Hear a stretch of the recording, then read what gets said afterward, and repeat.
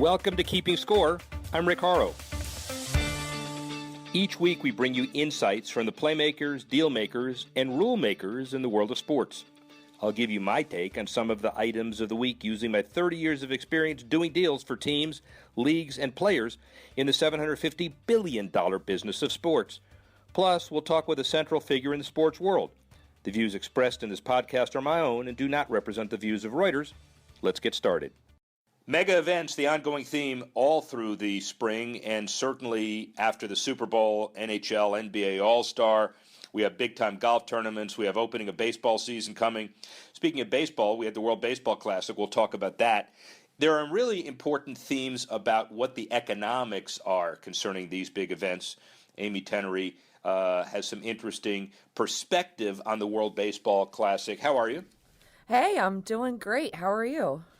Well, I'm fine. The World Baseball Classic first round was in Korea, Miami, Guadalajara, and Tokyo. We sent you and dispatched our crack person to Tokyo to be at the World Baseball Classic. What are your perceptions? Yeah, well, I technically built it into a little bit of a vacation for myself, but if you wanna say that I was working, sure, I'll take it. No, I had a great time. I actually, it was my first time seeing a baseball game abroad, and it's exciting this year because this is the first time that America has actually clinched the title. They won last night, and I got to see Japan versus Israel. It was an awesome game. Japan actually holds the most titles, so it was great to see that level of play. Also, just how rabid the fandom is there. I went to the Tokyo Dome, which is where they held it. It was a packed crowd. I was with my husband at one point. He turned to me and he said, "I wish baseball games were like this in the U.S. because there was not an empty seat."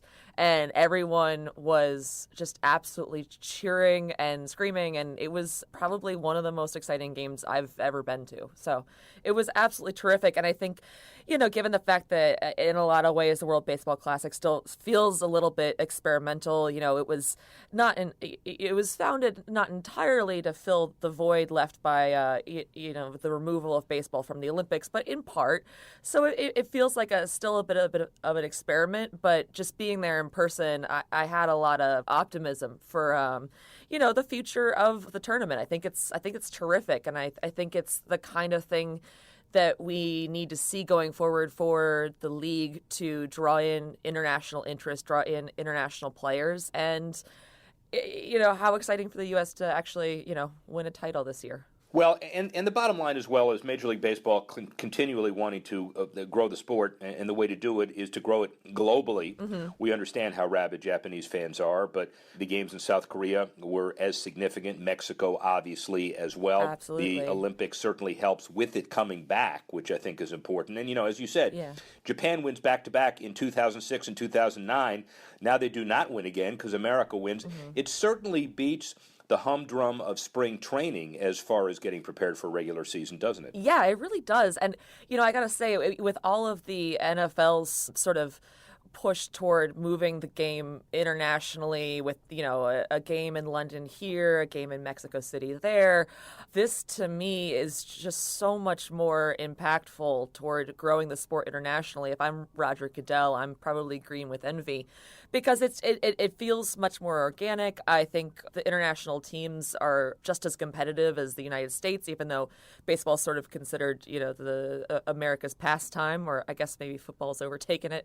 But I think it's absolutely important, and you're right that it does kind of fill a void. Spring training, not exactly a nail-biter. Preseason games, also not exactly a nail-biter. So I think it gets fans excited about baseball prior to the regular season, and it kind of fills a little bit of a vacancy in the sports schedule now that we're kind of over our Super Bowl hangover. So it's great.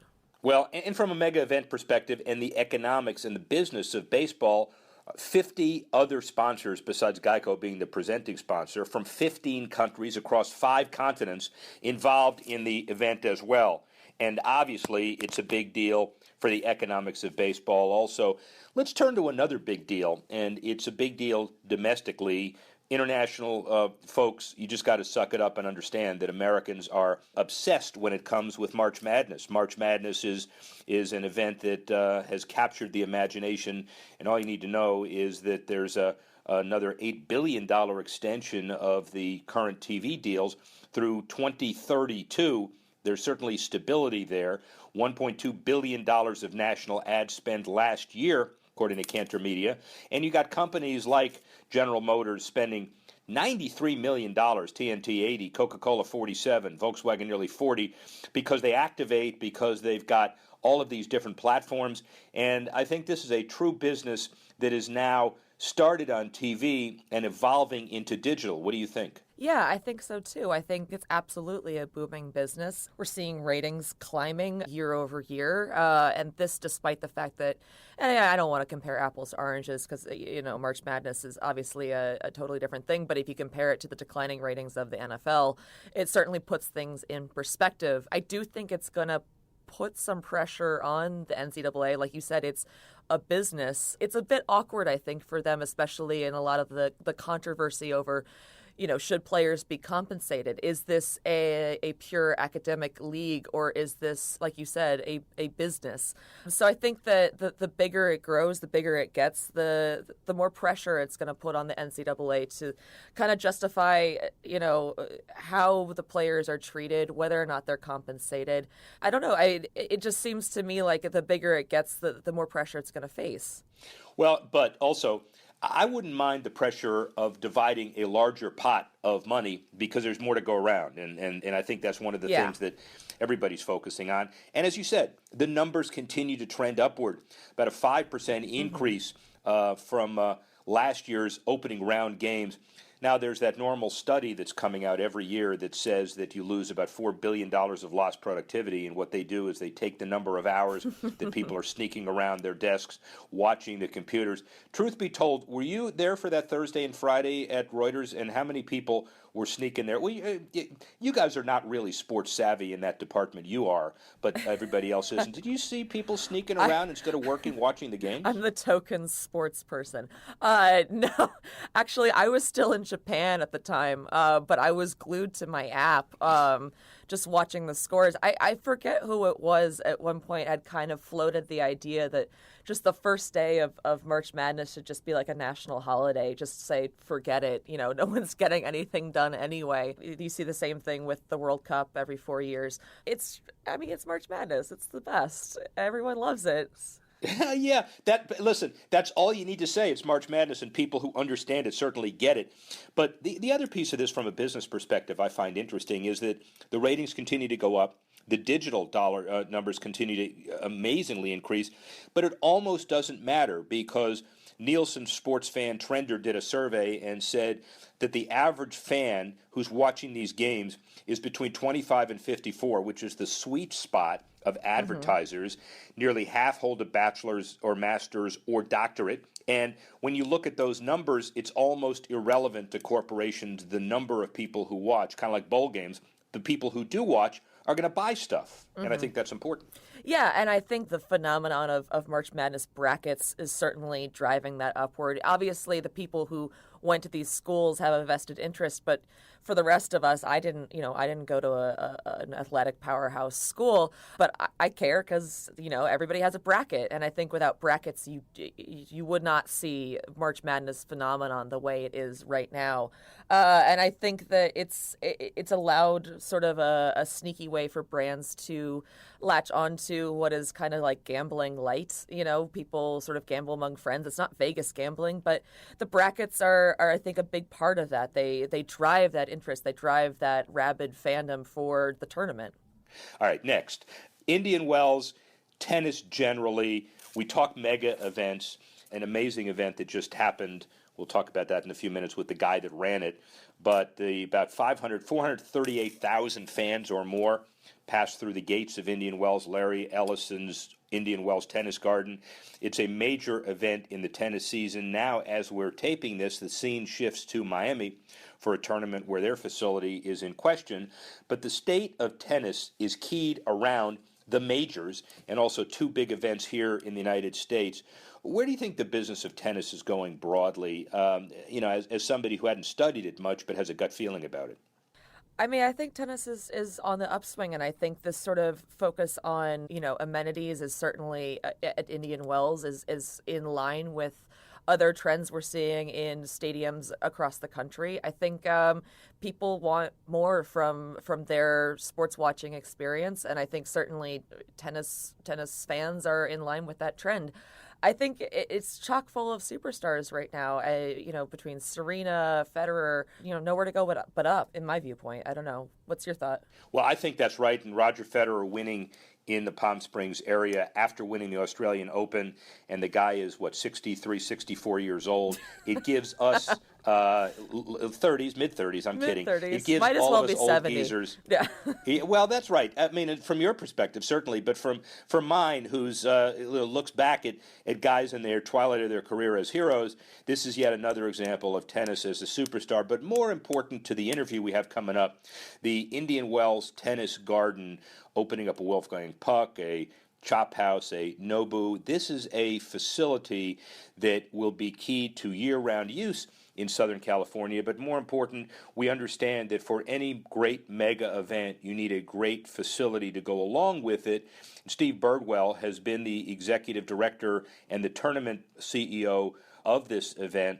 Certainly a successful event, moving into the next level as well. Steve brings the Larry Ellison world of Oracle and the perspective and vision of building and modernizing a facility. Has a lot to say about the business of tennis. Here's Steve Birdwell.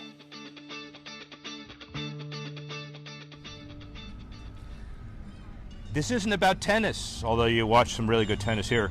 It's about business. It's about global reach. It's about marketing. Steve Birdwell, COO, Indian Wells Tennis Garden, BNP Paribas Open. Did I get that all right? You got it right. Awesome. A lot of titles. Complicated title. Complicated event. Larry Ellison put this facility together, took it to the next level. So thank you for having me in your home. Thanks for coming. It's an incredible event, an incredible business of tennis. Tell us about this huge renovation. Kind of walk us through what you've done to make this kind of the definitive tennis center of the free world, maybe even more. Absolutely. You know, what we've done here this last year, and it's really been about a 9 or 10 month project, has transformed our center court stadium from a 15 or 16-year-old stadium, second largest in tennis, to a world-class stadium with, we went from 3 concessions to 20 concessions and a Wolfgang Puck Spago restaurant on the 3rd floor there. Larry Ellison basically says, I want to make this the best facility in the world, and I want to put fans first, anywhere from amazing Wi-Fi to the Spago you talked about, to the seats, to the suites. How do you take that vision and implement it to what we're seeing today? You know, it takes many, many, many hours of very talented people to make it happen. We've got an amazing group of architects, designers, and people that really know professional sports. And just look at all your options and consider the fans and the players and the sports and try to build something that is world-class that's going to last for another decade or two.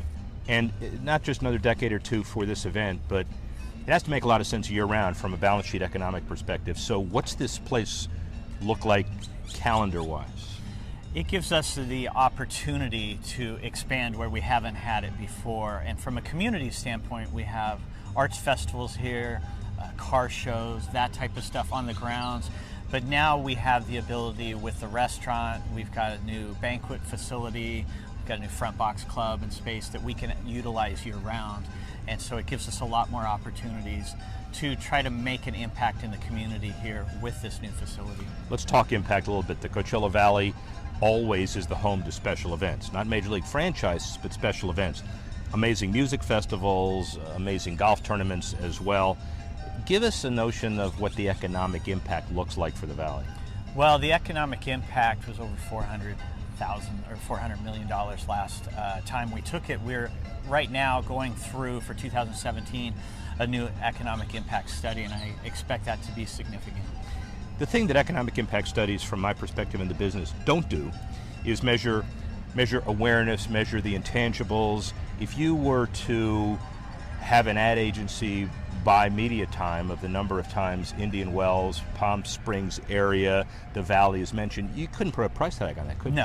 No, absolutely not. No, you can't quantify that type of exposure, but clearly you can see what this event and others here in the Valley has done for the Valley and made it more and more a year-round destination, not just a seasonal destination. What's the public-private partnership look like here? Clearly, the county, city, state doesn't capitalize the construction of the facility, but they provide a lot of support, don't they? Absolutely. They've been amazing for us. Clearly, they are invested in working with us, undoubtedly, and it's been a great partnership to work with them. They work with us to build that vision. Of course, they have their vision of what needs to be here, and we're part of that, so very, very pleased with working with them. And this area understands what it means for mega events, the hotels, the restaurants, and the like. This is the height of the season. Is there a feeling that this event could happen any other time? You got weather issues, obviously. You got the window here. Absolutely. But the hotels and the infrastructure embrace this, notwithstanding the fact that they have a pretty good season anyway. Right. No, this is a perfect time for us, both from a tournament and tour calendar. Yeah. It fits very well. It fits very well within that, and partnering with the Miami event that's coming up. So it's a great time to have it. We can always look to have other events here, perhaps in the fall when the weather is also nice. Let's talk about the Miami event as well. Renovations for facilities and keeping them up, critical. Flushing Meadow, $500 million or so, new roof, all facilities all over the world, especially keeping majors, big dollars. How important is it to make sure that facilities continue to improve while an event happens? I think it's very, very important. We all have now access to large, high-def televisions in our living room. Makes it very convenient with replays to be able to go and make it our own experience. But for us, the stadium is one component of it. The grounds that we have and the gardens and such as that make it a different event than what you can get in your living room. So it's very important for us to continue to develop. Let's talk television, because that's a good segue, because the term that owners of Major League franchises worry about the most, they've invented a term, decouching. And yeah, how do you keep people enjoying the television piece so you get the rights fees, yet come out to a unique experience on the grounds? Right. It's a lot of creative people. It's a combination of talented people behind those cameras that you want to have a great show, while at the same time we have a great crew here that does all of our activities for the fans, for the players, as well as production here on the large video walls, as well as the different facilities that we have, so that people have something to do. Are we comfortable of the growth of tennis generally worldwide? Absolutely. I think it's continuing to grow. We have got some amazing players now, and the field that's coming up, the next gen for the ATP as well as WTA, it's amazing players that are out there. You've seen some of the next gen players coming up just through this tournament, and it's great to watch them. And I love the convergence of perhaps the people that we have, the Roger, Rafa, Serena, Venus, that whole crew, as well as all the next gen, and they're playing each other. It's great for the fans. Does the convergence, as you call it, we would also say the resurgence, Williams, Federer, Nadal, the first major, does that put less pressure on the kids to have to perform quickly? Do we feel like the superstar continues to dominate? And let's talk about American kids primarily. Right. No, I think they're all competitive and they all want to win, and so I don't see it as a problem at all. It's exciting for the fans. I don't think that they're feeling the pressure that they have to win. I think they want to win. This tournament is really, really unique in the sense that I'm excited about a men's and women's final the same day, which is huge.